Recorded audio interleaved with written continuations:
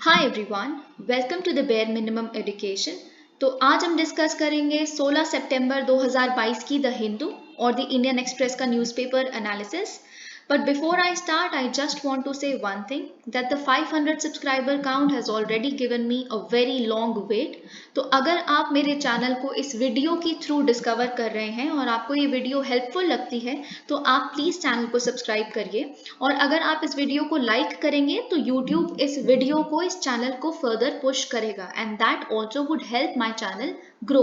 500 subscriber count would help me get a community tab जिससे मुझे एक बहुत इंपॉर्टेंट अपडेट देनी है अपने चैनल के संबंध में। So let's get started with today's video. और आज की वीडियो काफ़ी इंटरेस्टिंग होने वाली है क्योंकि बहुत सारे एडिटोरियल्स और आर्टिकल्स ऐसे आए हैं जो काफ़ी इंटरेस्टिंग क्वेश्चंस को आंसर करते हैं। कैसे Indian foreign policy post Ukrainian crisis is actually impressing the Chinese public. Absurd right, very very interesting. तो हम देखेंगे कैसे और क्यों। हम देखेंगे इंडियन मार्केट्स में ऐसा क्या है कि वो खुद को हर तरह के शॉक में सर्वाइव कर जाती हैं। Why are they resilient vis-a-vis their global peers and many such interesting things. So let's get started. Modi in Samarkand for Shanghai Cooperation Organization meeting.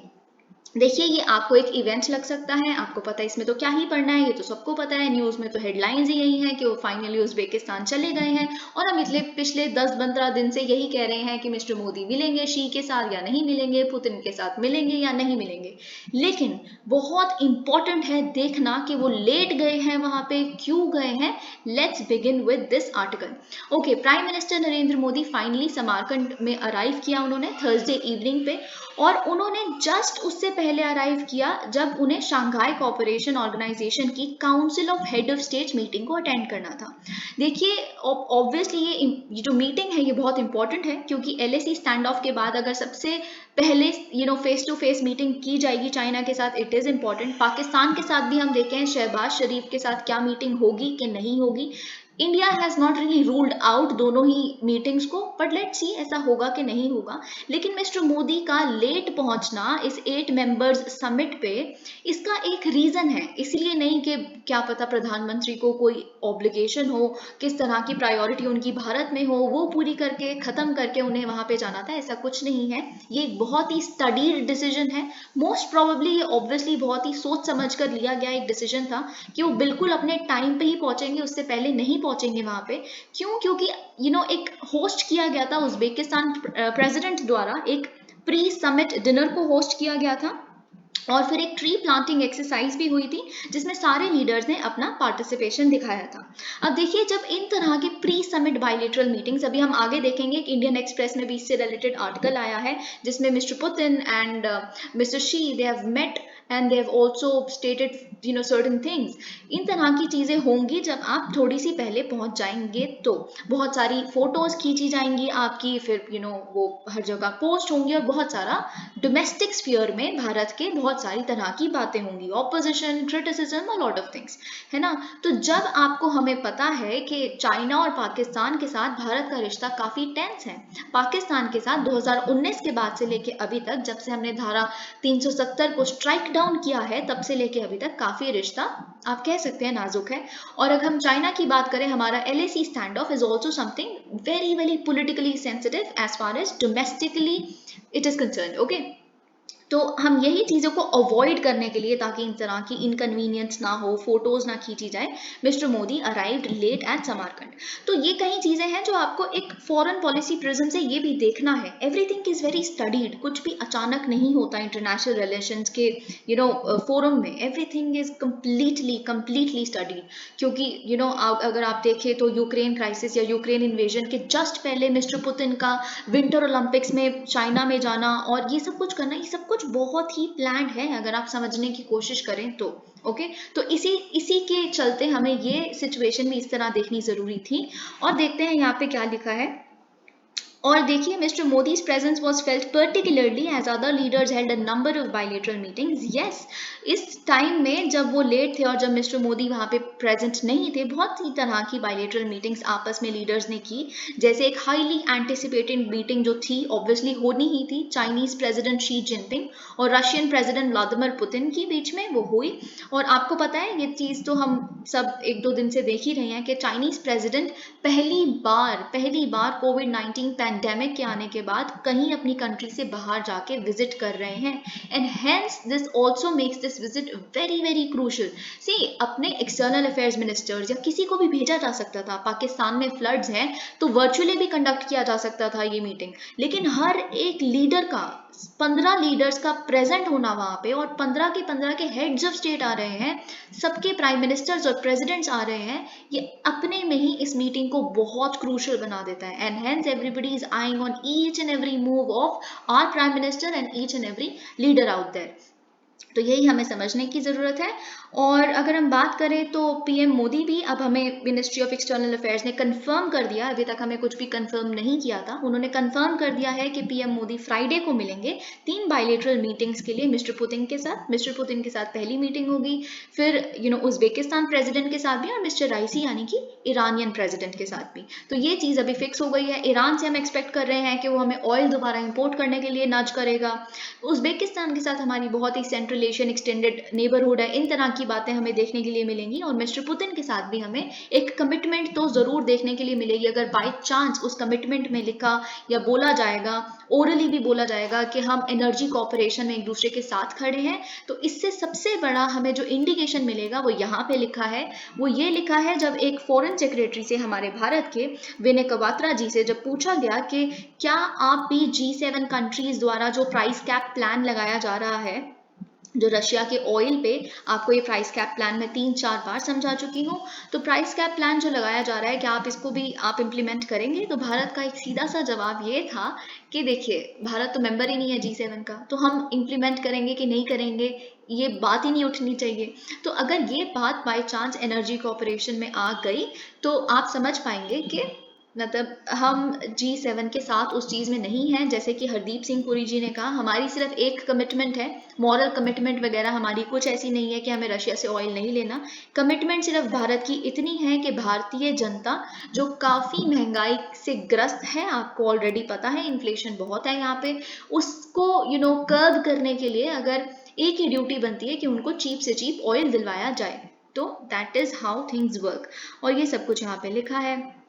The strong showing by Mr. Putin is expected to display confidence and dispel Western narratives on challenges he faces in the Ukrainian war. आपको पता है अब obviously Mr. Putin seems very confident. उनको देख के ऐसा लग ही नहीं रहा, और इतना जो स्ट्रॉन्ग शो पावर उनकी हो रही है, उनको देख के लग ही नहीं रहा कि यूक्रेन की कुछ टेरिटरी उनके हाथ से फिसल गई है। उनका जो खार्किव रीजन और इज्यूम जो मैंने आपके साथ डिस्कस की थी सिटी, अब उनके हाथ से जा चुकी है। जो यूक्रेनियन प्रेसिडेंट है ज़ेलेंस्की, उन्होंने विजिट भी किया था कल उस स्ट्रेटेजिक सिटी में। अब it is no more under the control of Russia. इन चीज़ों के होने के बावजूद भी जो वेस्ट इतना कह रहा है कि रशिया तो वॉर हार गई, ये हो गया वो हो गया, उसके चलते हुए भी ये सब कुछ रिबफ करने के लिए इन सारे रूमर्स को वहाँ पे रशियन प्रेसिडेंट का कॉन्फिडेंस हम देख सकते हैं। Now we will look at the Indian Express के articles in this regard, and now I will be finishing the Indian Express first because it's very important. आज की Indian Express बहुत important है, and then I will move on to the Hindu के important articles. तो देखिए, सबसे ज़्यादा anticipated जो मीटिंग हुई है चाइना और रशिया के चीफ्स के बीच में, उन्होंने आपस में क्या बातें की हैं ये हमें जानना। We have to keep an eye on it, we have to monitor the situation very closely. देखते हैं यहाँ पे क्या लिखा है। Okay, Russian president Vladimir Putin thanked Chinese leader Xi Jinping. देखिए, रशियन प्रेसिडेंट ने थैंक किया है शी जिनपिंग को। किस लिए थैंक किया है? क्योंकि उन्होंने एक बैलेंस्ड अप्रोच दिखाई है यूक्रेनियन क्राइसिस पे, और उन्होंने ब्लास्ट किया है वॉशिंगटन के अगली पॉलिसीज को उस मीटिंग में, यानी कि ये जो दोनों ने मीटिंग आपस में की है उस पर, और इन तरह की बातें यहाँ पे लिखी है। ओके, अब देखिए बैलेंस्ड अप्रोच क्यों? क्योंकि आपको पता है कि शी जिनपिंग के जो ऑफिशियल्स हैं उनका एक सीधा सा एक ही स्टेटमेंट होता है जब भी उनको यूक्रेनियन क्राइसिस पे बोला जाता है। वो डायरेक्टली तो नहीं मेंशन करते, लेकिन यहाँ पे भी लिखा हुआ है, आई थिंक यस, हाँ, कि जो शी जिनपिंग ने भी ये चीज़ रियटरेट की है, जो चाइना की अभी तक ऑफिशियल पॉलिसी रही है, कि हम स्पेसिफिकली मेंशन करते हैं, स्पेसिफिकली यूक्रेन को मेंशन नहीं करते, पर शी प्रॉमिस करते हैं एक स्ट्रॉन्ग सपोर्ट को रशिया के कोर इंटरेस्ट्स के लिए।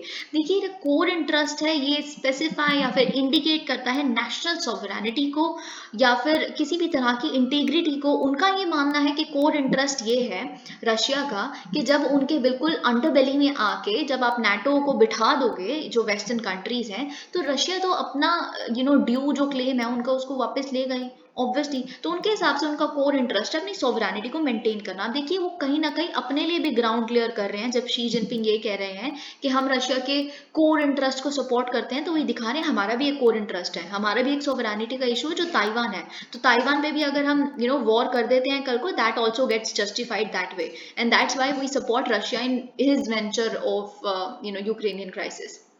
ओके, तो ये चीज़ हमें देखनी है। And the two bat on the sidelines of this summit, ये चीज़ हमें पता है। ओके, लेट्स सी कि और यहाँ पे क्या लिखा है। ओके, अगर हम बिल्कुल इवेंट के स्टार्ट की बात करें, तो जब ये चीज़ जो उन्होंने स्टेटमेंट दी कोर इंटरेस्ट वाली, ये चीज़ बाद में आई towards the latter of the meeting, लेकिन अभी स्टार्ट जब उन्होंने किया बिल्कुल इवेंट को, तो उन्होंने बहुत केयरफुली अपने वर्ड्स को संभाल के बोला। उन्होंने बोला कि in the face of the changes in the world, times and history, China is willing to work with Russia to reflect the responsibility of a major country, play a leading role, and inject stability into a troubled and interconnected world.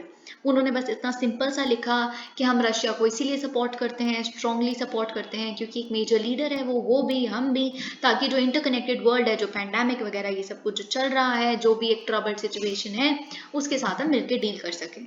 Okay, और Putin ने भी she के support में कुछ बोला है। Obviously आप reciprocate तो करेंगे ही जब आपको कोई इतना स्ट्रांगली सपोर्ट कर रहा है। तो शी ने बोला है कि हम कंडेम करते हैं हर तरह की प्रोवोकेशन जो यूएस से अपनी सैटेलाइट्स को डिप्लॉय करके कर रहा है ताइवान स्ट्रेट में।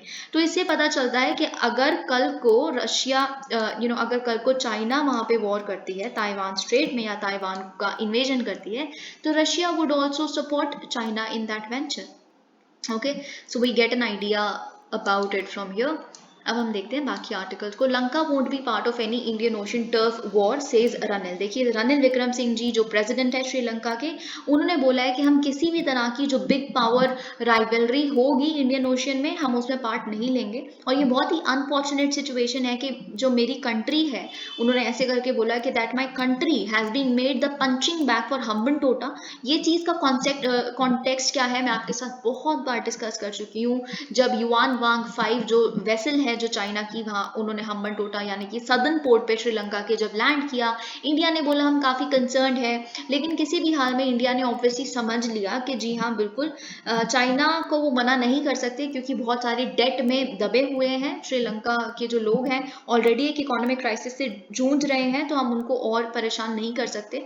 तो हम इतना समझ गए, हमने साइलेंस मेंटेन की, लेकिन फिर इस हमारी साइलेंस को चाइना द्वारा गलत समझा गया। चाइना ने इस पे क्या कहा कि देखा, बिल्कुल सही किया श्रीलंका ने अपनी सॉवरेनिटी को, अपनी वॉइस को चूज किया, और जो भी बुली करते हैं उनके यूएसए और जो उसकी नॉर्दर्न नेबर है यानी कि इंडिया, उनके खिलाफ खड़ा हुआ है। स्ट्रेटेजिक ऑटोनॉमी को उसने चूज किया है श्रीलंका ने। सो इन तरह की बातें उन्होंने हमारे बारे में बोली, जिसके रिस्पॉन्स में आपको पता है इंडिया की डिप्लोमेसी ने भी एक ट्विटर पे ट्वीट निकाला था जो काफ़ी फेमस हुआ था।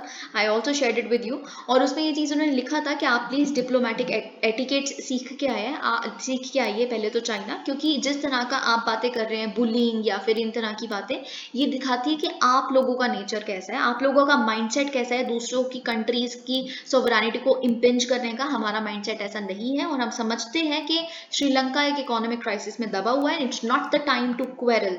तो ये सारी बातों के चलते हुए रनिल विक्रम सिंह जी ने कहा है कि हम नहीं चाहते कि हमारा देश इन तरह के इंडिया चाइना के क्लैश के बीच में एक बस पॉन बन के रह जाए।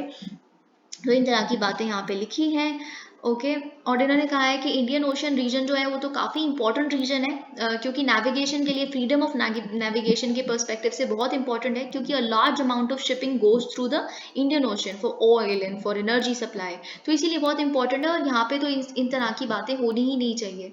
ओके, तो बेसिकली इसमें मैं कहूँगी कि उन्होंने ठीक है अपना न्यूट्रलिटी तो दिखा दी, पर इन तरह की वो नहीं होनी चाहिए। तो इससे वो जस्टिफाई कर रहे हैं कि चाइना की जो डॉकिंग वहाँ पे हुई उनकी शिप की, वो जस्टिफाइड थी, और इंडिया ने अपना कंसर्न दिखा के गलत किया, विच इज़ रॉन्ग, क्योंकि इंडिया ने गलत नहीं किया। वो एक सर्वेलेंस वेसल थी जिसको वो साइंटिफिक और टेक्नोलॉजिकल वेसल बता रहे थे। सर्वेलेंस वेसल, भारत के इतनी विसिनिटी में, नेबरिंग वाटर्स में पहली बार चाइनीज वेसल आई है। China is no small nation, China is a major power, it is set to become the biggest power of this world, and we are already in tense relations with China on our LAC.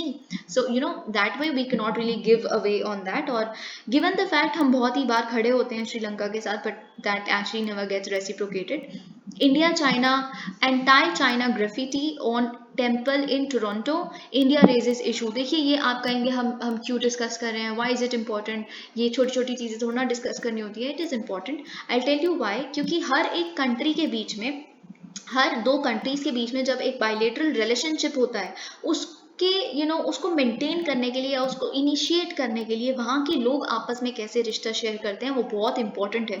बहुत बहुत important होते हैं people to people ties, या फिर अगर कोई भी culture या कोई भी रिलीजन हम शेयर करते हैं, इन तरह की बातें बहुत इंपॉर्टेंट हो जाती है। अगर हम भारत की बात करें तो भारत की जो मुस्लिम पॉपुलेशन है, that of course plays a huge role. हमारी जो फॉरेन पॉलिसी जो पैलेस्टीनियंस की तरफ है, इसराइल और पैलेस्टीनियंस के इशू पे, या फिर जो हमारी फॉरेन पॉलिसी यूएई या फिर सऊदी अरेबिया की तरफ है, बहुत इंपॉर्टेंट रोल प्ले करते हैं आज तक। और अगर मैं बात करूं कि कनाडा और हमारा रिश्ता कैसे अफेक्ट होता है, देखिए कनाडा में आपको पता है कि बहुत सारा हमारे लिए एक बहुत ही नेशनल सिक्योरिटी इशू है, बहुत बड़ा एक्सट्रीमिज्म और खालिस्तान मूवमेंट जो है। अगर आप इसका पूरा हिस्टोरिकल बैकग्राउंड जानते हैं तो आपको पता है कि बहुत ही सारे जो एक्सट्रीमिस्ट है वो कनाडा, हम अभी रिसेंटली फार्मर प्रोटेस्ट के टाइम पे भी ऐसी बहुत सारी एलिगेशंस थी कि जो कनाडा के खालिस्तानीज हैं वो फंड कर रहे हैं इस फार्मर्स प्रोटेस्ट को, ये सब वगैरह बहुत कुछ हमने सुना था। तो इसीलिए इन तरह के इश्यूज हमारे डिप्लोमेटिक रिलेशन के लिए भी इंपॉर्टेंट बन जाते हैं। तो हुआ क्या है कि एक प्रोमिनेंट हिंदू टेम्पल में जो कनाडा में है, वहाँ पे उसका नाम है BAPS स्वामीनारायण मंदिर। वहाँ पे एक्चुअली में क्या हुआ है, वहाँ पे उसके ऊपर एक ग्राफिटी क्या होता है actually, it is a form of visual communication, जहाँ पे आप इलीगल या फिर अनऑथराइज्ड मार्किंग कर देते हैं पब्लिक स्पेस में। देखिए मतलब वो कभी कभी नहीं होता, एक पूरी दीवार है उसके ऊपर कुछ भी आपने रेड कलर के स्प्रे से जाके कुछ गलत लिख दिया अनऑथराइज्ड वे में, और इलीगल और गलत ही लिखा है, उसे ग्राफिटी कहते हैं। तो उस मंदिर पे जाके बेसिकली वहाँ पे लिख दिया कि खालिस्तानी जिंदाबाद, ऐसा कुछ लिखा उन्होंने, जिसकी वजह से हम काफ़ी कंसर्न है। It is definitely of a concern for us, और वहाँ की जो हिंदू कम्युनिटी है यानी कि जो कनाडा में रह रहे हैं उनके लिए भी काफ़ी कंसर्निंग चीज़ थी, और उन्होंने भी इस चीज़ पे अपना इशू उठाया। तो भारत का ये कहना है कि हमने इससे रिलेटेड अपना कंसर्न व्यक्त कर दिया है डिप्लोमेटिक लेवल पे इंडिया के मिशन ने, और हम कंडेम करते हैं इस तरह के इंसिडेंट्स को, और हम अथॉरिटीज़ को अर्ज करते हैं कि वो स्विफ्ट एक्शन ले इसके खिलाफ। Okay, so this way it becomes very very important. Okay, even friendly countries started looking at Pakistan as beggars. ये है शहबाज शरीफ जी का स्टेटमेंट। तो देखिए इनका क्या कहना है बेसिकली, कि पाकिस्तान के प्राइम मिनिस्टर का क्या कहना है। उनका ये कहना है कि जो कंट्री की इस समय हालत है, जो ड्विंडलिंग इकोनॉमी है, इतना बड़ा क्राइसिस जो पहले ही ऑब्वियसली सरफेस कर रहा था, बस फ्लड्स के आने के बाद और ज़्यादा सीवियर हो गया है, जहाँ पे 33 million lives have gotten affected. It is very very crucial कि हम समझें कि हमारी स्थिति क्या है और हमें बढ़ने की ज़रूरत है। इन्होंने एक्चुअल में अपने पिछले लीडर्स जो आए हैं, प्रोडेसेटर्स आए हैं, या उनकी जो हजूम है उनका सीरियसनेस ना होना अपनी कंट्री को लेके, इन तरह की बातों पे ज़्यादा अटेंशन दिलवाई है। क्योंकि उनका ये कहना है कि आज हम किसी भी friendly, in fact friendly countries like Saudi Arabia, China या इन तरह की कंट्रीज से भी फ़ोन कॉल भी अगर कभी हम बोल दें ना कि एक अरेंजमेंट करवाइए फ़ोन कॉल की, तो उनको ऐसा लगता है उन कंट्रीज़ को कि ये भीख मांगने आए हैं, दोबारा पैसों की भीख ही मांगते रहते हैं हमेशा, तो उनको फ़ोन कॉल करने से पहले ये चीज़ लग जाती है। तो इन तरह की बातें उन्होंने बोला, और उन्होंने बोला कि 75 ईयर्स हो गए और हम ये बेगिंग बाउल लेके इधर उधर फिर रहे हैं, कब when will actually it come to an end. तो इन तरह की बातें इन्होंने कही हैं। Now let's move on to another article.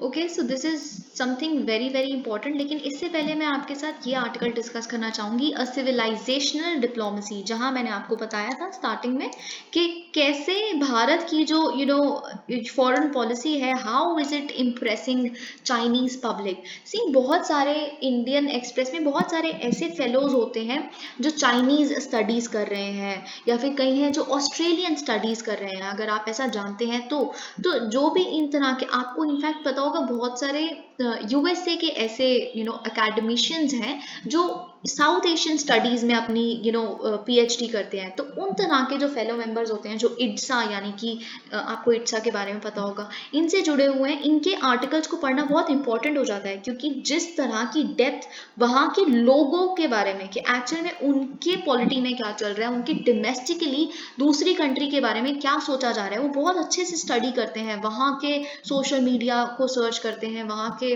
जो नई नई किताबें आ रही हैं, वहाँ की न्यूज़पेपर्स पढ़ते हैं। तो उनके द्वारा लिखे गए आर्टिकल्स पढ़ना एक अलग ही लेवल की अंडरस्टैंडिंग प्रोवाइड करते हैं, और उन्हीं में से एक आर्टिकल ये है। तो इसीलिए अब हम देखते हैं हुआ क्या है। देखिए, हमें पता है कि समरकंद यानी कि उज्बेकिस्तान में एससीओ समिट हो रहा है। इसके चलते देखिए क्या है, हमें पता है कि मिलिट्री स्टैंड ऑफ भी है इंडिया और चाइना के बीच में, लाइन ऑफ एक्चुअल कंट्रोल में, हिमालयाज में। और डेफिनेटली अगर बाई चांस ये मीटिंग होती है दोनों के बीच में बायलैटरल लेवल पे, वो अट्रैक्ट करेगी ग्लोबल अटेंशन को। और सबसे बड़ा रीजन, अगर सबसे बड़ी रीजन में से एक रीजन ये है कि why this meeting could be happening is the visible change in Chinese public opinion about India. बहुत बड़ी एक्सपेक्टेशन ये है कि चाइना की जो पब्लिक है, मतलब वहाँ के डोमेस्टिक लेवल पे जो लोगों के दिमाग में उनका ओपिनियन चेंज हो रहा है भारत को लेके। और क्योंकि उनका भारत और मिस्टर मोदी को लेके जो ओपिनियन चेंज हो रहा है, उसके चलते हुए बहुत ही बड़ी पॉसिबिलिटी है कि भारत और चाइना के जो चीफ्स हैं वो मिल सकते हैं एक दूसरे से।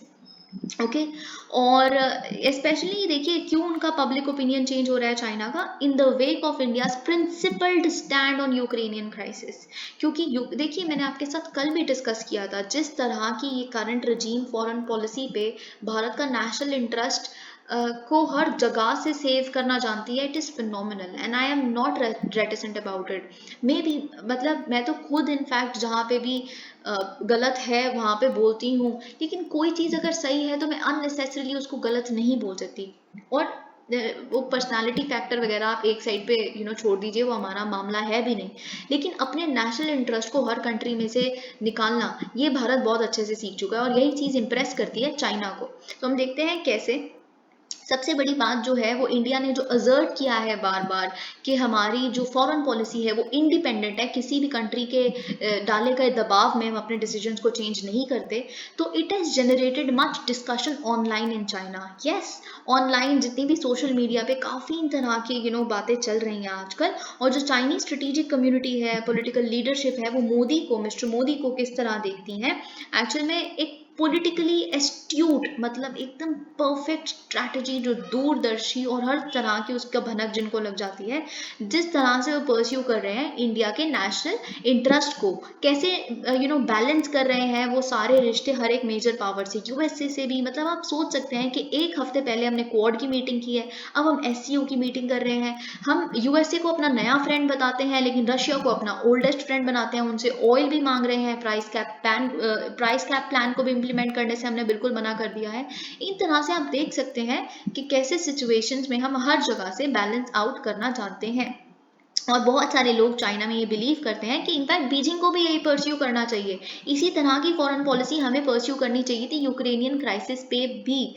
और क्यों, देखिए आपको पता है बहुत स्ट्रॉन्ग सपोर्ट आ रहा है चाइनीज लीडरशिप की तरफ से रशिया को, लेकिन जो चाइनीज पब्लिक है वो ये चाहती है कि जिस तरह की अप्रोच, बैलेंस्ड अप्रोच, अपनी स्ट्रेटेजिक इकोनॉमी की अप्रोच जो इंडिया ने दिखाई है, चाइना को भी वही दिखानी चाहिए थी, हमें किसी तरह के दबाव में नहीं आना चाहिए था, ये इनका कहना है। और इनफैक्ट वहाँ के लोग ये समझते हैं कि India is more successful than China in convincing its public to support its position, and rightly so. You can see that कि डोमेस्टिकली मिस्टर मोदी कितना ही सपोर्ट गार्नर कर लेते हैं अपने लिए गए पॉलिसीज के लिए, आप देख ही सकते हैं। वो चीज़ मुझे बताने की जरूरत नहीं है। और it was a revelation to the Chinese public that India could pull off such an intricate diplomatic manoeuvre in a heightened international crisis situation. हम जैसे कि हमने देखा कि मतलब अब बहुत सारे जो चाइना में हैं वो चैलेंज करने लग पड़े हैं एक स्ट्रांगली हेल्ड ऑफिशियल व्यू। देखिए चाइना में अभी तक एक बहुत ही पेनिट्रेट कर दिया गया था हर एक दिमाग में कि इंडिया क्या है, बेसिकली एक अलाय है यूएस का जो कंटेन करना चाहता है चाइना को। लेकिन अब ये चेंज होने लग पड़ा है। एक्चुअल में यूक्रेन क्राइसिस पे जिस तरह की हमने इंडिपेंडेंट फॉरेन पॉलिसी को दिखाया है कि हम किसी भी स्टेट को एक्चुअल में किसी के साथ बैंड वैंगनिंग नहीं करते, हम किसी भी उसका अलाय है ही नहीं। हमारी खुद की सोच है, खुद के इंटरेस्ट हैं जिसको हम किसी भी हाल में प्रिजर्व कर लेंगे। इस तरह से अब चाइनीज इस चीज को देखने लग पड़े कि एक्चुअल में हम यूएसए के अलाय नहीं हैं। अगर हम एससीओ समिट में जा सकते हैं, रशिया से तेल ले सकते हैं, हम बॉर्डर पे डिसएंगेजमेंट करने के लिए मान सकते हैं, हमने अभी तक डिप्लोमेटिक लेवल को बंद नहीं किया चाइना के साथ बातचीत करने के लिए, तो इससे पता चलता है हम यूएसए के अलाय नहीं है। हम चाइना को कंटेन करना हमारा मुद्दा है ही नहीं। ये चेंज होना शुरू हो गया है और वो नोटिस करते हैं इंडिया के एजर्शन को, जो स्ट्रेटेजिक ऑटोनॉमी को हम बार बार स्टेट करते हैं। और जो चाइनीज सोशल मीडिया है वो they are drawing attention to India. बहुत सारे सोशल मीडिया पे इलेक्ट्रॉनिक मीडिया के थ्रू बहुत सारे ऐसे आर्टिकल्स चाइना में छप रहे हैं कि ऑफिशियल डिप्लोमेसी के साथ साथ मतलब जो इंडियन व्यू पॉइंट्स हैं वो एक्सपोज करते हैं। देखिए बेसिकली क्या हो रहा है, using electronic media, social media alongside official diplomacy to convey Indian view points and expose the fallacy in the western arguments. सबसे ज्यादा अगर मतलब इम्प्रेस पता क्या कर रहा है चाइनीज पब्लिक को, जो एक्सटर्नल अफेयर्स मिनिस्टर है, मैंने आपके साथ खुद भी ये चीज बोली है, एस जयशंकर के आप कभी इंटरव्यूज देखिएगा please, it is a worth watch time. मतलब आप कोई भी उनका जिस तरह के देखिए, हर कंट्री के जो लोग हैं जो प्रेस कॉन्फ्रेंस में आते हैं, जो हर एक्सटर्नल अफेयर्स मिनिस्टर को होल्ड करनी पड़ती है जब भी वो किसी कंट्री में जाते हैं, वो ऑब्वियसली हमारी कंट्री पे बहुत तरह के सवाल उठाते हैं। आपको नहीं लगता कि यूक्रेनियन खून लगा हुआ है, जिस तरह का तेल आप ले रहे हैं, बहुत सारे तरह के सवाल। लेकिन mister Jaishankar is so witty, he is so smart कि उनको हर तरह का और आंसर आपको जस्टिफाइड वेल स्टडीड लगेगा। उनके पास हर चीज का जो जवाब है।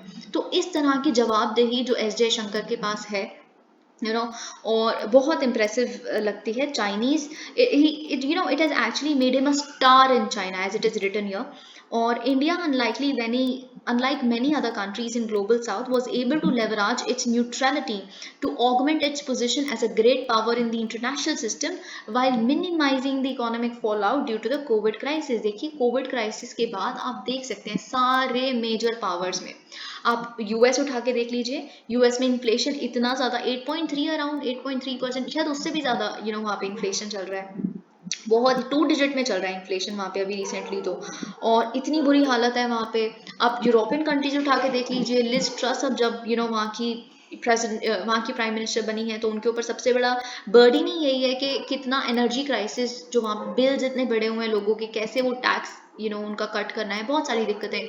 आप चाइना खुद देख लीजिए, China is also under an economic crisis at the moment. China क्यों क्राइसिस में है, जैसे मैंने आपके साथ डिस्कस किया था, उनका जो 25% उनकी जो इकोनॉमी है, वो 25% इकोनॉमी अकाउंट करती है real estate sector, property sector, वो ही बिल्कुल डूम्ड हो चुका है कोविड की वजह से।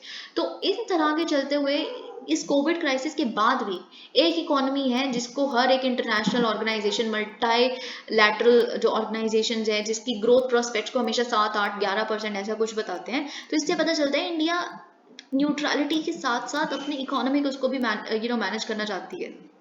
तो ये भी काफी ज्यादा इम्प्रेसिव है। India's stand on Ukraine has generated a positive mood in China that in turn में हेल्प। देखिए ऑब्वियसली ये पॉजिटिव मूड अभी अगर अगर आपकी जनता ही भड़की रहेगी ना, जैसे आप पाकिस्तान के केस में देख सकते हैं, पाकिस्तान की अब क्या हुआ अभी रिसेंटली, पाकिस्तान के जो फिनेंस मिनिस्टर थे, उन्होंने बोला कि हम शायद ट्रेड जो है हमने अभी बंद किया हुआ है इंडिया के साथ, जब से लेके अभी तक धारा 370 को स्ट्राइक डाउन किया गया है, हम उसको दोबारा रिन्यू या फिर वो करने की कोशिश करेंगे, दोबारा से रिवाइव करने की कोशिश करेंगे, क्योंकि हमारे पास एसेंशियल कमोडिटीज जल्दी आ पाएगी ना यार, बिल्कुल एकदम नेबर है, उससे तो ऑब्वियसली जल्दी आएगा सब कुछ। तो और है भी हमारे पास सरप्लस में सब कुछ, फूड कमोडिटीज वगैरह। तो उनको पता है उस पे भी शहबाज शरीफ को फटाफट आके बोलना पड़ा, नहीं नहीं ऐसा नहीं हो सकता, जब तक वहाँ के मतलब वो कश्मीर इशू रिजॉल्व नहीं हो जाता तब तक ऐसा नहीं होता, क्योंकि डोमेस्टिक प्रेशर इतना है, public opinion is against India.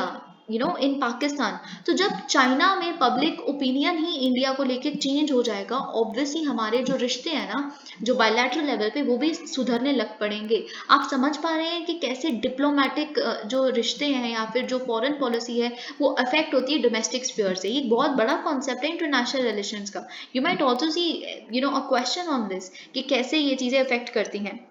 Okay और अगर इंडिया के स्टैंड्स की देखिए, मैं बहुत कुछ बता देती हूँ वैसे आपको साथ साथ, ताकि आपको एक ब्रॉडर पर्सपेक्टिव मिले।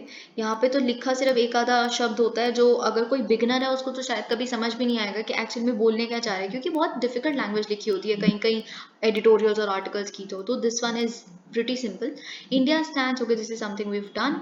ओके और इस तरह के फेवरेबल क्लाइमेट के साथ साथ डिप्लोमेटिक एंगेजमेंट भी चाइना के साथ बढ़ती हुई दिखेगी, और ये सब कुछ यहाँ पे लिखा है।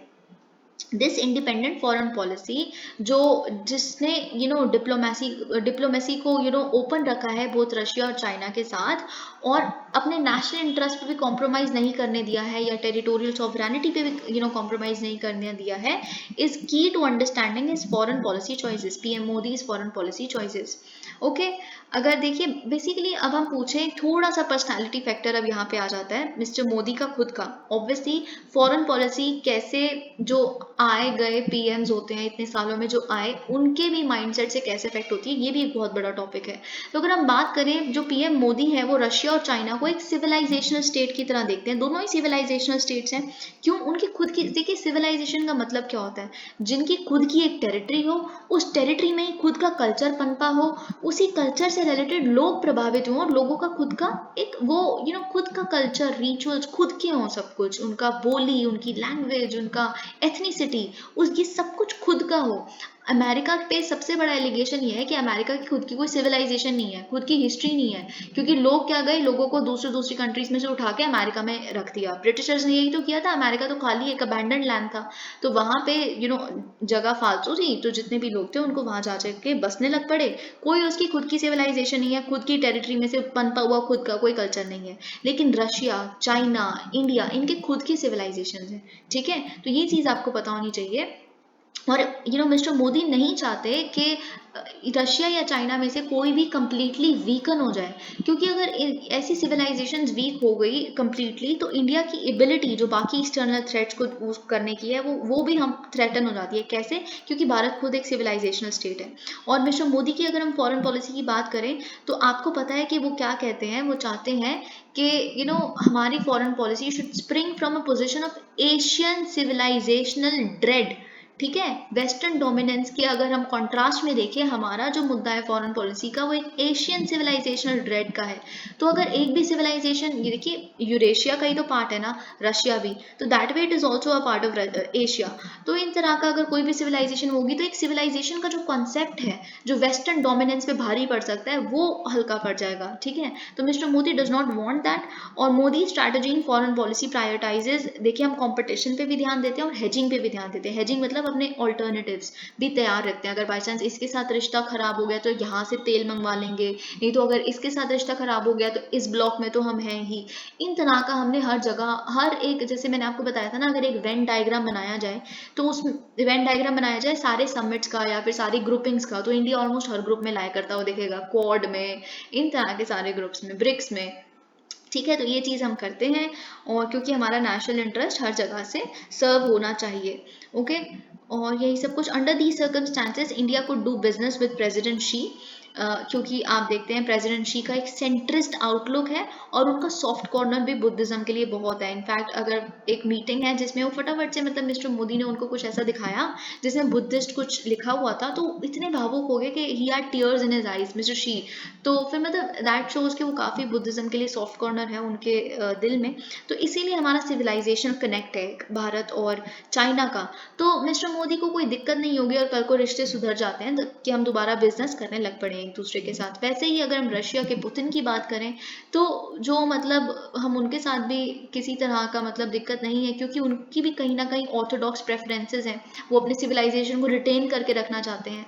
तो इन तरह की बातें हैं जो हम सारे उसको साथ रखती हैं। और ऑब्वियसली वेस्ट को भी ऐसा नहीं लगना चाहिए ना कि सारी उन्हीं की अम्ब्रेला में आ जाते हैं, कुछ तो उनका भी काउंटर फोर्स होना चाहिए। तो ये सिविलाइजेशनल ड्रेड होगा, उनका काउंटर फोर्स रहेगा हमेशा के लिए, अगर ये मेंटेन किया जाता है तो। अब देखिए बहुत इंपॉर्टेंट है, हमने डिस्कस किया हुआ है कि F-16 और रफेल में एक्चुअल में क्या डिफरेंस है, दैट इज इंपॉर्टेंट। पर हमें देखना है अचानक से ऐसा क्या हुआ है कि मिस्टर ट्रंप जो थे, जो यूएस प्रेसिडेंट थे, फॉर्मर यूएस प्रेसिडेंट, उन्होंने जब बिल्कुल बैन कर दिया था इस्लामाबाद को किसी भी तरह का F-16 का मेंटेनेंस देने से, तो अचानक से बाइडन ने अपनी पोजीशन क्यों चेंज कर ली। Okay, so this way it becomes very important. तो हम देखते हैं क्या है।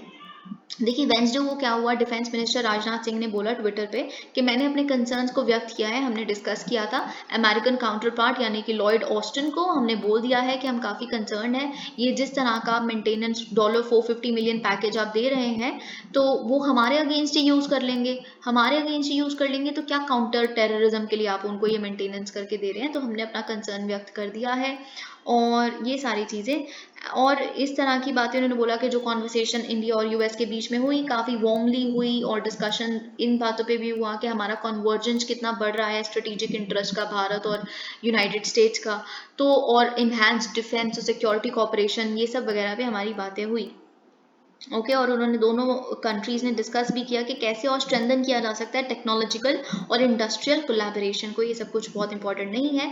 अब बात ये है, देखिए this is the first American military assistance package to Pakistan after the Trump administration. Trump administration ने कंप्लीटली एंड कर दिया था डिफेंस और सिक्योरिटी कोऑपरेशन को इस्लामाबाद के साथ यानी कि पाकिस्तान के साथ 2018 में। और उन्होंने, ट्रंप ने अक्यूज किया था पाकिस्तान को कि वो सिर्फ और सिर्फ लाइज और डिसीट देते हैं, धोखा और झूठ फरेब पाकिस्तान से बस हम यही सीखने के लिए मिलता है। और उनको बिलियंस ऑफ डॉलर्स की जो डील यूएसए द्वारा दी गई थी वो एक फुलिश डील थी। उन्होंने यूएस ने सोचा भी कैसे पाकिस्तान जैसे देश को ऐसा देखने का। लेकिन अचानक से अब बाइडन ऐसा क्यों कर रहे हैं। देखिए जो डिपार्टमेंट ऑफ डिफेंस है उनका जो ऑस्टिन के साथ कॉल हुई कि उसने सिंह ने मिस्टर सिंह यानी कि राजनाथ सिंह ने क्या बोला उसमें अपने कंसर्न्स के बारे में, ऐसा कोई मेंशन नहीं है। इससे ये पता चलता है, देखिए एक्चुअल में है क्या कि भारत क्या कर रहा है, जैसे मैंने अभी बताया क्वाड एक वीक और दूसरे हफ्ते रशिया और चाइना के साथ SCO समारकंड में। तो मतलब जब इंडिया हर जगह से अपना वो बटोरना चाहता है तो यूएसए को कैसे हम रोक सकते हैं कि आप पाकिस्तान को मत दो एवरी डील या फिर उनका मेंटेनेंस ना करो उनके एयरक्राफ्ट की। How can we stop them, right. So India has to swallow this disappointment, ये हमें निगलनी पड़ेगी ये बेइज्जती या फिर ये डिसअपॉइंटमेंट जो हम आज तक हम तो बिल्कुल समझ के बैठ गए थे कि भारत और के पाकिस्तान और यूएसए का तो रिश्ता ही बिल्कुल ख़त्म हो गया है। अब तो फाइनली अफगानिस्तान से भी ट्रूप्स विड्रॉ कर ली तो मीडिएशन की भी ज़रूरत नहीं है। तो ये सब हमने सोच लिया था जो हम कहीं ना कहीं गलत साबित हुए हैं। ओके, अब देखिए after all if New Delhi can stay away from zero sum games, work around western sanctions to buy oil from Russia and keep friends in all camps, what prevents the US from pleasing a non-NATO ally? Pakistan is a non-NATO ally of USA, तो फिर वो क्यों उनको please ना करें। आप लीजिए तेल लीजिए, आप हर कैंप में अपने दोस्त रखिए तो हम भी हर किसी के साथ बिजनेस करेंगे।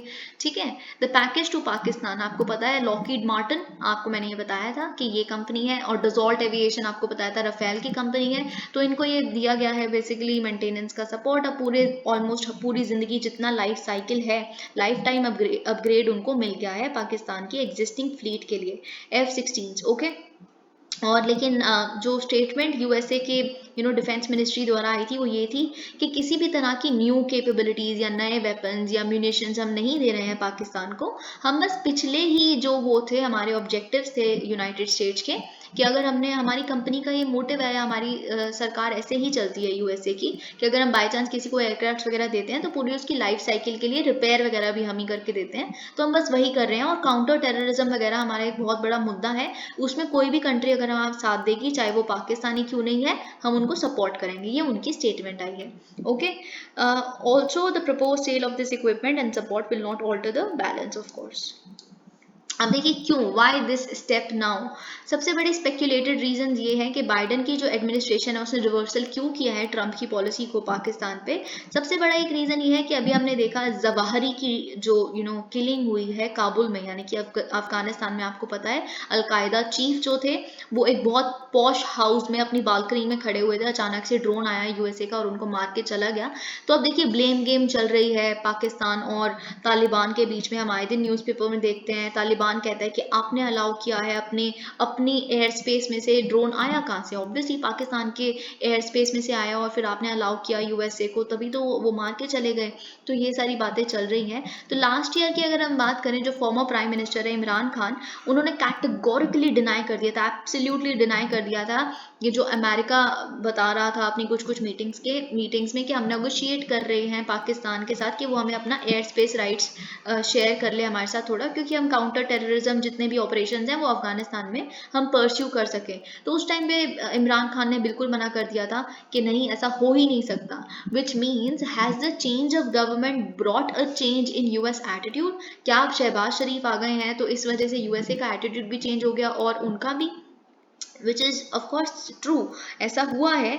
अगर इमरान की एलिगेशन देखे हम यूएसए के ऊपर जो लगी हैं बहुत सारी, उन्होंने तो यही कहा है मेरी सरकार को हटाया किसने, क्योंकि यूएस द्वारा किया गया एक कॉन्स्पिरेसी है, एक फॉरेन एक फॉरेन इंटरवेंशन है जिसने मेरी सरकार को गिराया है। ये सब इन चीज़ों के बावजूद बाइडेन एडमिनिस्ट्रेशन इन एलिगेशंस के बावजूद यूएसए पे लगाई गई हैं। उन्होंने चूज़ किया है अपने टाइज को रिपेयर करना पाकिस्तान के साथ, ठीक है। और आप ये सब कुछ देख सकते हैं, कमर बाजवा जी जो वहाँ के चीफ हैं, यानी कि आर्मी चीफ हैं, उन्होंने भी बहुत सारे उनके साथ यूएस इंटरलॉक्यूटर्स के साथ मिलके बोला है कि आईएमएफ पैकेज पाकिस्तान को दिलवाइए। अब वो ग्रांट कर भी दिया गया है इनफैक्ट। तो आप देख सकते हैं कि यूएसए और पाकिस्तान के टाइज थोड़े से सुधर रहे हैं।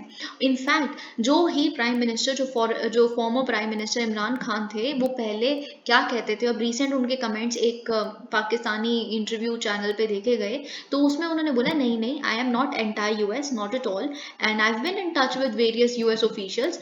तो ये सजेस्ट करता है कि ये यूएस पाकिस्तान के रिश्ते में एक जो नया टर्न आया है, इट वाज इनएविटेबल, क्योंकि सबकी ही एक्चुअल में मिली भगत है, सबके लेवल पे चेंज आ रहा है। So they all are in touch with everyone, okay. So all players, Pakistanis, military, its ruling, opposition politicians and the US know that they need one another and that the rest is rhetoric। मतलब दोनों को पता है, USA को भी और पाकिस्तान को भी, कि हमें एक दूसरे की ज़रूरत पड़ती रहेगी बैलेंस आउट करने में हर चीज़ को, ठीक है। तो ये दोनों को ही समझ आ गया है। और बहुत सारे ऑब्जर्वर्स हैं वो ये कहते हैं एक रीज़न और भी हो सकता है। एक रीज़न क्या हो सकता है, क्योंकि जो जियो पोलिटिकल चर्न चल रहा है रशिया यूक्रेन की वॉर की वजह से, तो यूएस ट्राई कर रहा है कि वो ब्रेक कर सके चाइना के होल्ड को पाकिस्तान में, अपने ही मीठे मीठे steps, sweeteners of its own, इस तरह से प्रोवाइड करके, क्योंकि सबको पता है चाइना का इन्फ्लुएंस बहुत है पाकिस्तान पे। ऑब्वियसली अब चाइना जो सबसे बड़ा देश बनने वाला है पावरफुल देश, तो यूएसए जो अभी सुपर पावर है एक्चुअल में, उसको खतरा तो है ना, इनसिक्योरिटी तो है ही। तो ऑब्वियसली किसी भी अगर कंट्री पे उनका इन्फ्लुएंस है, वहाँ यूएसए का भी प्रेजेंस होना बहुत ज़रूरी है, आप बिल्कुल ही वहाँ से गायब नहीं हो सकते। तो ये भी एक रीज़न है। आपको पता है पाकिस्तान की एयरफोर्स में अभी सबसे प्रेजेंटली जो सबसे बड़ी फ्लीट है वो JF-17 की है, जो चाइनीज़ ओरिजिन की है। और उसके जो इनफैक्ट जो आई थिंक उनके जो इंजन्स हैं, if I am not wrong, वो रशिया ने बनाए हैं, if I am not wrong, yes. तो ये जो JF-17 हैं, ये मैन्युफैक्चर भी पाकिस्तान और चाइना मिल के कर रहे हैं, ये सब कुछ हमें पता है। लेकिन एक्चुअल में JF-17 का भी बहुत कुछ रूल है नहीं, बहुत सारा रोल है नहीं। डिप्लॉय अभी भी F-16 ही करती है पाकिस्तान। इनफैक्ट इधर ये बात नहीं लिखी, जो JF-17 है यानी कि जो चाइनीज़ हुआ, उसमें कुछ टेक्निकल ग्लिच ऐसा है जो सॉल्व ही नहीं हो रहा, तो एक्चुअली डिफंक्ट पड़े हैं बहुत सारे तो मैन्युफैक्चरिंग कंपनीज में। तो इसीलिए F-16 यूएसए द्वारा भेजे गए, वही वो डिप्लॉय करता है पाकिस्तान। और हमने इंडिया पाकिस्तान 2019 में जो स्कर्मिश हुई थी, जो आपको पता है, सर्जिकल स्ट्राइक्स वगैरह, बालाकोट स्ट्राइक्स, इन सब के बीच में जो उन्होंने हमारे अगेंस्ट डिप्लॉय किया था वो F-16 ही था। अगर आपको याद होगा, अगर यहाँ पे लिखा है कहीं पे, जी हाँ बिल्कुल, अगर आपको पता होगा कि जो हमारा मतलब 2019 में फरवरी में ये सब कुछ हुआ था, तो फिर जो पाकिस्तान एयरफोर्स थी, उन्होंने जो हमारा MiG-21 जो उड़ा रहे थे IAF पायलट अभिनंदन, आपको पता होगा अभिनंदन जी का जो पायलट था जिसको स्ट्राइक डाउन किया था, वो F-16 नहीं किया था। तो आप देख सकते हैं फ्यूचर एनकाउंटर में भी इंडिया और पाकिस्तान में इसे दोबारा डिप्लॉय किया जा सकता है। तो ऑब्वियसली इंडिया को अपनी इन्हांस करनी पड़ेगी अपनी कन्वेंशनल कॉम्बैट कैपेबिलिटी IAF को, ताकि वो इस तरह के सारे चैलेंजेस को आने वाले समय में डील कर सके। तो यही सब कुछ यहाँ पे लिखा है। ऑलराइट, अब हम देखते हैं understanding the resilience of Indian markets. देखिए, अब हमें जानना है कि इंडियन मार्केट्स में ऐसा क्या है जो इतने ज़्यादा रेजिलियंट है हम। ठीक है, सबसे पहला तो ये है, सबसे बड़ा फैक्ट ये है कि इन्फ्लेशन यूएसए में है क्यों, यूएसए में इन्फ्लेशन क्यों है और चेक में क्यों नहीं आ रही, क्योंकि देखिए वहाँ की जो इकोनॉमी और मार्केट है वो हमसे कुछ अलग है। क्यों? क्योंकि जो वहाँ पे इन्फ्लेशन है अभी हो रही है यूएसए में, it is led by wages which leads to a higher service cost. मतलब जब एम्प्लॉयमेंट थोड़ी सी बढ़ती है तो फिर क्या करेंगे, जब लोग हैं वो वेजेस मांगेंगे, अपने वेजेस जब ज़्यादा मांगेंगे तो ऑब्वियसली आपकी कॉस्ट ऑफ प्रोडक्शन बढ़ जाएगी, जब कॉस्ट ऑफ प्रोडक्शन बढ़ जाएगी महंगाई तो अपने आप बढ़ जाएगी, राइट। अभी जब सब कुछ इकोनॉमिक क्राइसिस के बाद, पैंडेमिक के बाद सारी एम्प्लॉयमेंट वापस जा रही है, फिर उनको वेजेस देनी है, तो उनका जो इन्फ्लेशन का सोर्स है वो ये है। लेकिन हमारे केस में ऐसा कुछ भी नहीं है। हमारे केस में जो थोड़ी बहुत इन्फ्लेशन है वो फूड रिलेटेड इन्फ्लेशन है, टमेटो इन्फ्लेशन, अनियन इन्फ्लेशन या राइस इन्फ्लेशन हम देख रहे हैं। वो एक्चुअल में उनकी वो पैदावार सही से नहीं हो पाई क्योंकि रेन्स बहुत ज़्यादा अनइवन थी यहाँ पे।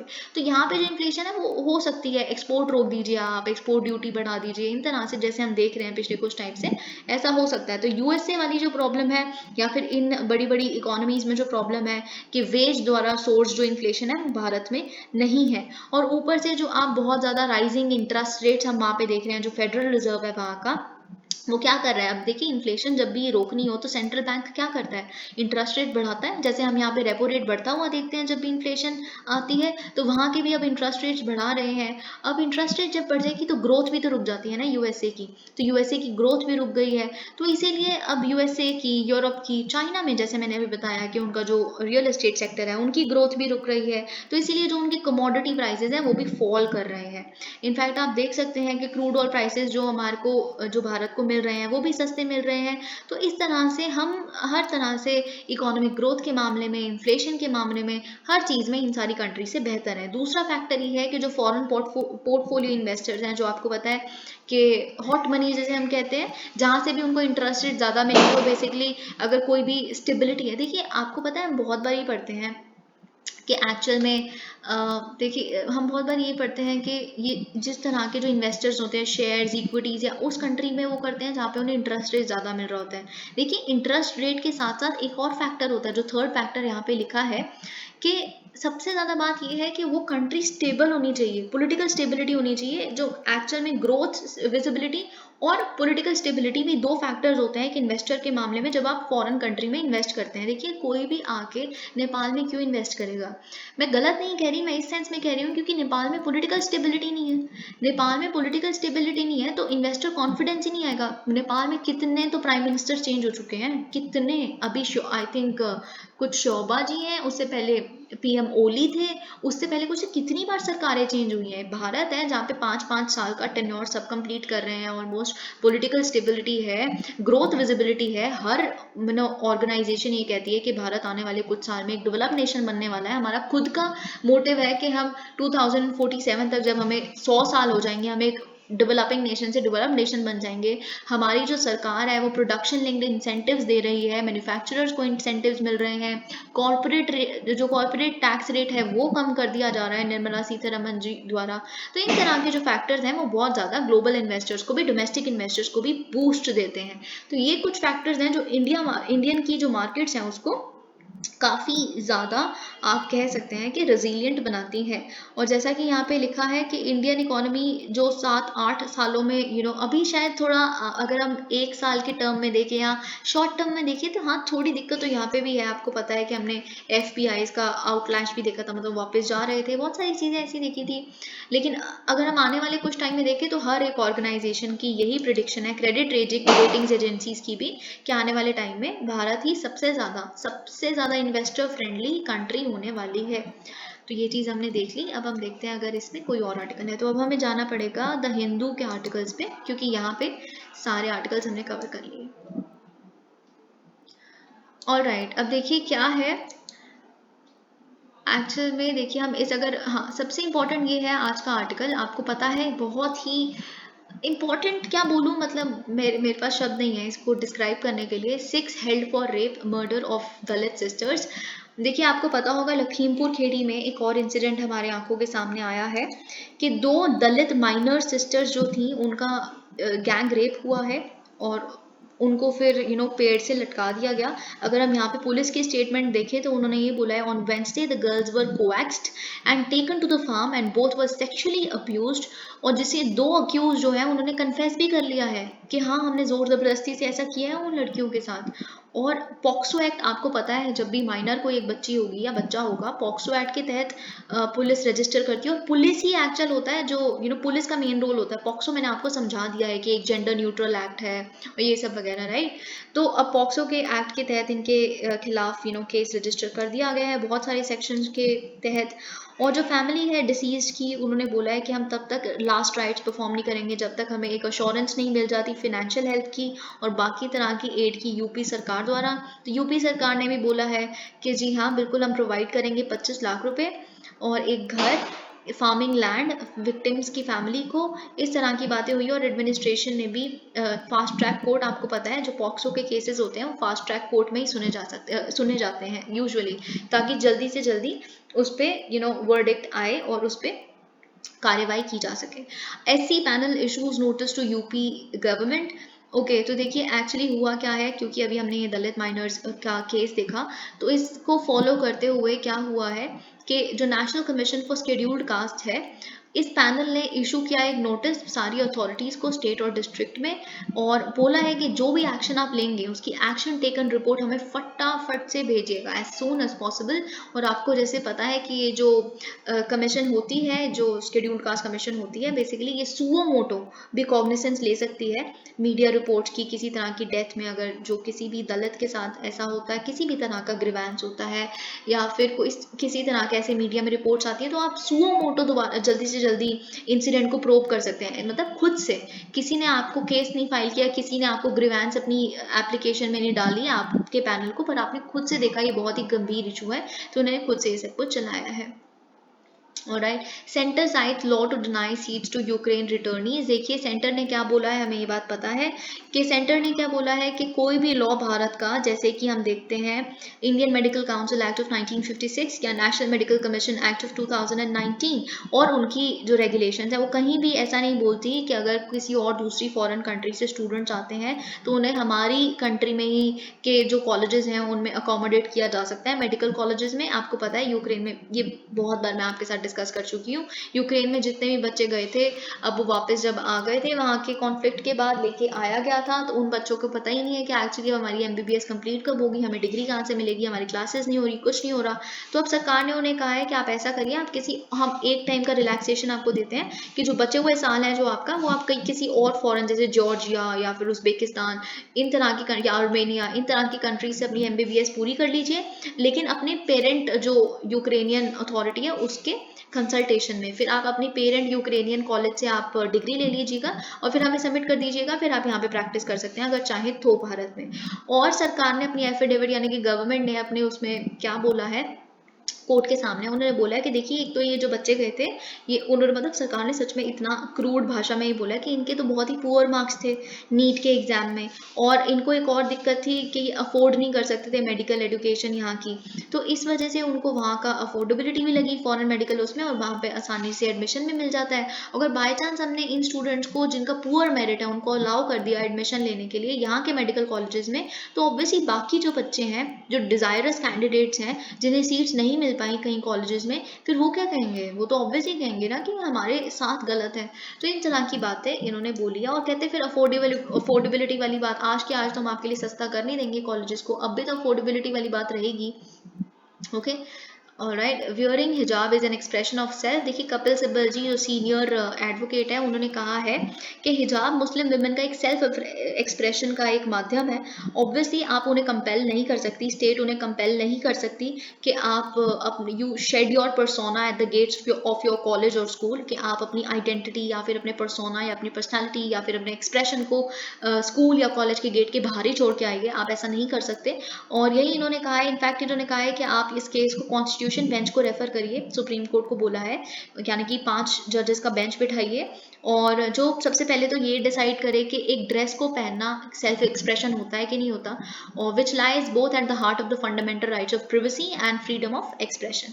ठीक है, और प्रशांत भूषण जी ने भी, जो भी आपको पता है कि सीनियर एडवोकेट है, उन्होंने भी यही बोला है कि देखिए ओवर द ईयर्स पिछले कई सालों में क्या हुआ है कि हिजाब पहनना has acquired a religious identity जो प्रोटेक्ट करती है आर्टिकल 25 हमारे कॉन्स्टिट्यूशन का। PM batch for a greener automobile sector, प्रधानमंत्री Modi basically 62nd annual convention of the society of Indian automobile manufacturers पे बोल रहे थे। उन्होंने बोला मेक इन इंडिया को सपोर्ट करते हुए कि जो ऑटोमोबाइल सेक्टर है वो हमने टारगेट रख लिया है कि हम 100% आत्मनिर्भर सेल्फ रिलायंट बन जाएंगे मैन्युफैक्चरिंग में ऑटोमोबाइल्स की और इसके वैल्यू चेन में बाय 2047 जब हमें 100 साल हो जाएंगे। इसके साथ साथ इन्होंने बोला है कि हमें और भी क्या करना चाहिए, हमें बेसिकली ग्रीनर वो जैसे ई व्हीकल्स और ये सब सोलर पावर पैनल ये सब कुछ पे भी हमें ध्यान देना चाहिए। तो ये सब कुछ उन्होंने कहा है। Why can't economic criteria be used for quota. देखिए सुप्रीम कोर्ट ने, आपको पता है कि ईडब्ल्यूएस कोटा पे बहुत सारी बातचीत चल रही है। ईडब्ल्यूएस कोटा पे हियरिंग स्टार्ट हो गई है सुप्रीम कोर्ट में कि जो 10% कोटा आप इकोनॉमिकली वीकर सेक्शंस को दे रहे हैं 103rd कॉन्स्टिट्यूशनल अमेंडमेंट एक्ट द्वारा। तो बहुत सारे पिटिशनर्स ने कहा देखिए रिजर्वेशन का तो मोटिव है बेसिकली सोशली और एजुकेशनली बैकवर्ड पीपल के लिए होता है। बहुत सारी स्टेटमेंट मैंने आपके साथ डिस्कस कर ली हैं। तो फिर इस पे U Lalit chief justice of India ने कहा है so principally so fundamentally wrong in singling out what is so principally so fundamentally wrong in singling out economic criterion for grant of reservation. Okay, तो इन्होंने ये पूछा है कि मतलब क्या है ऐसा कि इकोनॉमिक क्राइटेरिया मतलब इकोनॉमिक क्राइटेरिया रिजर्वेशन का नहीं हो सकता, एक यही क्राइटेरिया है जो आप सिंगल आउट कर देते हो, क्यों?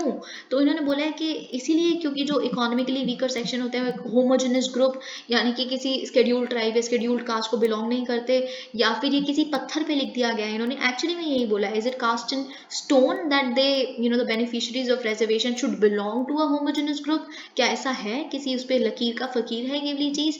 वाई के not economic criterion be a ground for the states affirmative action? तो इस पे देखिए क्या कहा है एक्चुअल में जो एडवोकेट है उन्होंने बोला है कि जो एफर्मेटिव एक्शन होता है जो स्टेट करती है वो और भी तरीके से भी तो कर सकती है ना। रिजर्वेशन तो एक एक्सट्रीम एफर्मेटिव एक्शन है जो सरकार लेती है मदद करने के लिए, और भी तरीके से मदद की जा सकती है। आप क्या करिए मनी ट्रांसफर कर दीजिए, जैसे हम पीएम किसान वाली जो योजना है उसमें दे रहे, पीएम किसान निधि वाली जो योजना है 6,000 रुपये फार्मर्स को दिया जाना, जो डीबीटीज मिलते हैं इन तरह से मदद कर दीजिए। इतना बड़ा इकोनॉमिकली वीकर सेक्शन को रिजर्वेशन देने की क्या जरूरत है? वो इकोनॉमिकली वीकर है, इकोनॉमिकली वीकर को आप इकोनॉमिकली फंड करके हेल्प कर दीजिए। इस तरह की बातें इन्होंने रिस्पॉन्स में बोली है।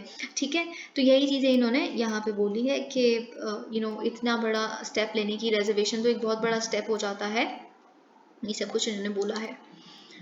ऑलराइट, अब देखिए बहुत बहुत बहुत बहुत इंपॉर्टेंट, बहुत ही अच्छा example, Tamil Nadu's new breakfast scheme in schools. देखिए सबसे पहली बात तो आपको पता है कि आजकल रेवड़ी कल्चर यानी कि फ्रीबीज इशू बहुत बड़ा मामला बन चुका है। तो एम के स्टालिन जब इनॉग्रेट कर रहे थे अपनी इस चीफ मिनिस्टर्स ब्रेकफास्ट स्कीम को, तो उन्होंने सबसे पहले इसकी इनॉग्रेशन करते हुए यही बोल दिया देखिए ये कोई फ्रीबी इशू नहीं है, या फिर आप इसको गिफ्ट या चैरिटी का नाम मत दीजिएगा, ये बहुत पर्टिनेंट इशू है। मैं आपको थोड़ा सा बैकग्राउंड दे देती हूँ। एक्चुअली जो चीफ मिनिस्टर है वो एक बारी कहीं विजिट पे गए हुए थे, तो जब उन्होंने वहाँ के बच्चों से पूछा आप इतने टायर्ड क्यों लग रहे हो, मतलब क्यों इतने थके थके से, अभी तो सुबह सुबह आपको तो फ्रेश होना चाहिए। तो बच्चों ने एक्चुअली बोला कि उन्होंने कुछ खाया ही नहीं है, और एक्चुअल में छोटे छोटे बच्चों के लिए तो एनर्जी का सोर्स ही जो सबसे ज़्यादा सुबह सुबह एनर्जी का सोर्स ही खाने से आता है। सुबह सुबह ज़रूर कुछ खाना चाहिए। In fact breakfast you should have a kingly breakfast if you can, you should actually have a heavy breakfast, heavy in the sense that काफ़ी एनर्जेटिक। बाकी मील्स आप कैसे भी लीजिए क्योंकि पूरा दिन आपको ब्रेकफास्ट सस्टेन कर सकता है। तो यही कि इन्हीं बातों के चलते हुए ये स्कीम आई है, आपको पता है चीफ मिनिस्टर्स ब्रेकफास्ट स्कीम इन तमिलनाडु, जो क्लास 1 से लेके क्लास 5th तक के बच्चों को दी जाएंगे ब्रेकफास्ट, जिसके तहत गवर्नमेंट स्कूल्स में, and the scheme covers around 1.14 lakh students in 1545 schools, जो 417 म्यूनिसिपल कॉर्पोरेशन स्कूल्स को भी इंक्लूड करते हैं। और the inauguration of the scheme marks an important, देखिए आपको पता है तमिलनाडु में ऑलरेडी बहुत सारी फ्री मील्स की स्कीम्स चलती हैं। Free meals in the sense, आपको अगर अम्मा कैंटीन्स के बारे में पता है, अगर आप कभी तमिलनाडु गए हैं या फिर आप ऐसे भी पढ़ते हैं कभी, तो ये सब आपको पता है कि तमिलनाडु की बहुत पुरानी हिस्ट्री है। तो देखिए बात क्या है एक्चुअल में, जो मुद्दा आपको समझना है वो ये है कि क्या मील्स प्रोवाइड करना और बच्चे की एडुकेशन है, दिमाग के ग्रोथ में जो कोई एक्चुअल में मतलब लिंक है? जी हाँ, बिल्कुल लिंक है। जो पीएम पोषण है बेसिकली उसके तहत भी उसको अपग्रेड करने का डिसीजन भी तभी लिया जाता है जब हमें एक्चुअल में रिपोर्ट सामने आई कि इसके तहत पिछले 11-12 सालों में एक्चुअल में बहुत इंप्रूवमेंट देखी गई है। देखिए, after the improved version of the mid day meal scheme in 1982, the gross enrolment ratio at the primary level यानी कि 1 से 5वीं कक्षा तक एनरोलमेंट यानी कि खुद को भर्ती करवाना स्कूल में went up by 10% during July to September 1982 as compared to the corresponding period in 1981. तो हम देख सकते हैं कि 10% जब राइज हुआ तो एक डायरेक्ट रिलेशनशिप हो गया एनरोलमेंट में और इस तरह का खाना प्रोवाइड करने में. The rise in boys enrollment was 12% and in case of girls it was 7%. Okay, so this is something which is actually in the right direction. अब देखिए, where should the program focus more?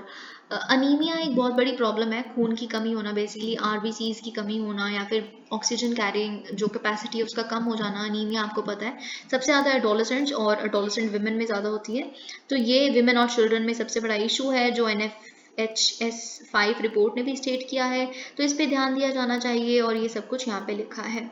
So this step is a step in right direction. Nutritious meal मिलेगा और enhance होगा nutrition का component. All right. हम last page पे आते हैं. अब यहाँ पे क्या क्या है हमें देखना है.